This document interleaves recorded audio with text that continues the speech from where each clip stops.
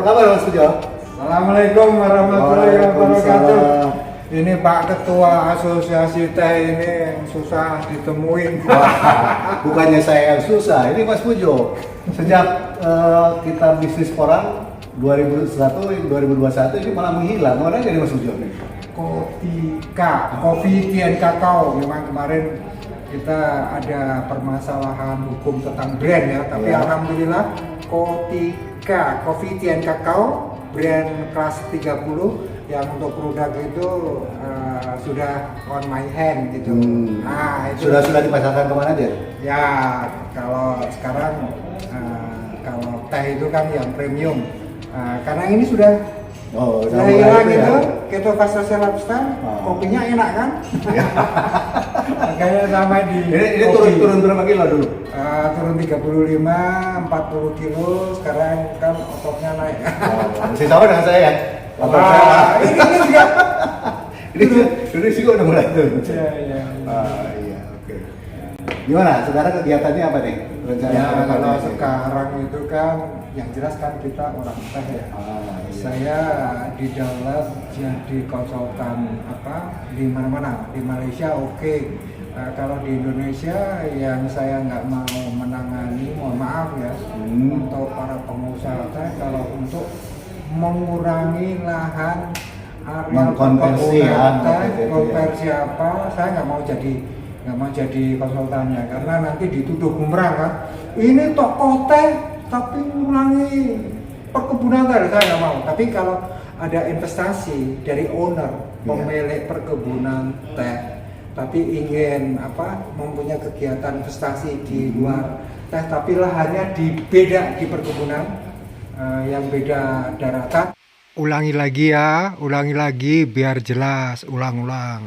Nah, kalau saya sekarang yang tidak mau itu jadi konsultan dari perkebunan teh atau owner perkebunan teh untuk melakukan konversi pengurangan lahan.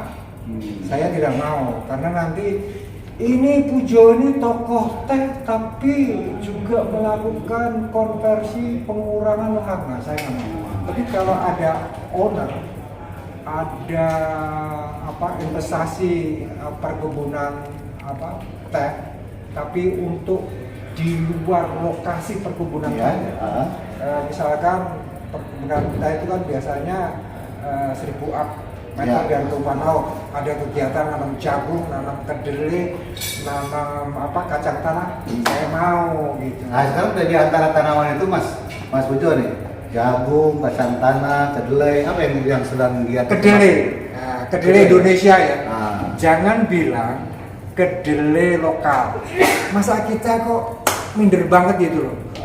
Kita harus berani memajukan kedelai Indonesia. Ada kedelai Amerika, kita ada kedelai Indonesia kan. Nah kebetulan nih kalau Mas Pujo mau mengembangkan kedelai, saya punya produk yang khusus dibuat untuk bagaimana menciptakan produktivitas yang tinggi untuk kedelai. Ini yang aku perlukan. Namanya itu pupuk Hayati Biobus. Biobus. Ya, emang itu sengaja diciptakan untuk meningkatkan produksi kedelai nasional di Indonesia. Nah, ini kan bahan aktifnya bahan pembawanya itu dari bahan organik. Kemudian kita perkaya dengan mikroba. Ada Rhizobium, ada Bacillus, ada Pseudomonas di situ ya.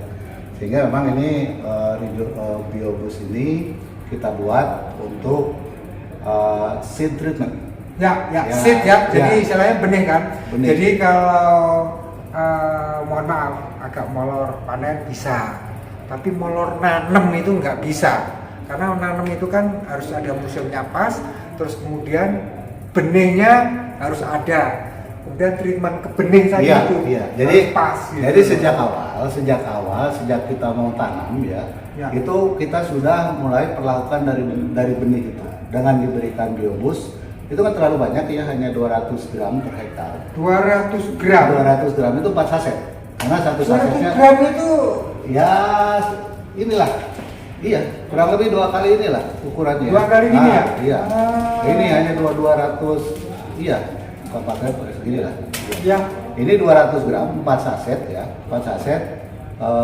Kita berikan ke kurang lebih kan 1 hektar kedelai itu, benihnya itu kurang lebih sekitar 40 kilo ya? Ya, 40 kilo kan? Satu karung khusus gitu. Ya. Biasanya kalau karungan itu kan ada yang 10 karungan jadi 4 gitu. 4 karungan. Gitu. Iya, jadi 1 hektar itu cukup diberi 4 saset. Caranya gimana? Caranya nanti pada saat benih itu mau ditanam kan biasanya kita melakukan seleksi benih itu di air ya, di jolang atau yang apa, ngambang, yang ngambang ambil, yang tenggelamnya itulah benih yang bagus kan. Ya. Nah pada saat tersebut kemudian benih-benih yang sudah terpilih bagus itu nanti kita langsung campur dengan biobus, dengan biobus ya. Ya kan itu adalah pupuk hayati yang di situ kan ada rhizobium. Rhizobium itu kan untuk mengikat dari udara. Ya betul. Iya, ada di situ Pseudomonas untuk menguraikan P di dalam tanah. Ada Bacillus juga sebagai untuk melindungi tanaman dari serangan hama dan penyakit sedini mungkin. Jadi tidak hanya tanamannya yang sudah tumbuh kita lindungi, tapi benihnya juga dari awal benih itu sudah kita lindungi. Betul. Sehingga diharapkan nanti benih itu akan tumbuh dengan baik ya. Dan juga itu ada fungsi lain dari biobus karena ada fitohormonnya. Ya itu bisa mengurangi dormansi. Ya. Jadi mempercepat pertumbuhan dari benih kedelai tersebut. Seragam. Ya. Pertumbuhannya akan lebih seragam. Panen seragam. Perakarannya lebih bagus sehingga dia bisa tumbuh dengan subur dan produktivitasnya itu akan naik. Ya. Hasil uji coba kita sudah melakukan uji coba di kebun percobaan PT Biobusa, ya, itu terjadi perbedaan yang cukup signifikan. Yang tidak pakai biobus dengan pakai biobus itu produktivitas kurang lebih 20% naik yang menggunakan biobus dibandingkan dengan ini. Nah itu mudah-mudahan nanti Mas Pujo bisa pakai produk itu. Jadi saya jamin itu. Kawan-kawan, untuk mengembangkan kedelai Indonesia. Sekarang kan datanya kedelai Indonesia kan ada yang macam-macam, 5 atau 10%, tapi yang jelas impor kedelai itu lebih banyak. Nah, itu. Oleh karena itu, kan ada kebijakan para importer kedelai itu, silakan harus mengurangi impor. Jadi importer kedelai itu harus memberikan investasi kepada para petani kedelai Indonesia. Iya, betul. Hubungi kami dong. Nah, untuk mengembangkan investasi kedelai Indonesia di Indonesia sehingga jangan lupa untuk benihnya tetap pakai biobus. Nah, itu yang paling penting. Ya, biobus. Karena itu sudah terbukti bisa meningkatkan 20%. Ya, Bionusa ya. Ini nanti ada di Bionusa. Di Bionusa. Untuk kontaknya bisa dilihat ya di sini ya. Ya. Di Bionusa biobus. Dan saya kira itu mudah-mudahan kedelai Indonesia akan makin maju. Amin. Terima kasih Kang. Oke, terima kasih Mas. Oke, sukses ya bisnisnya ya.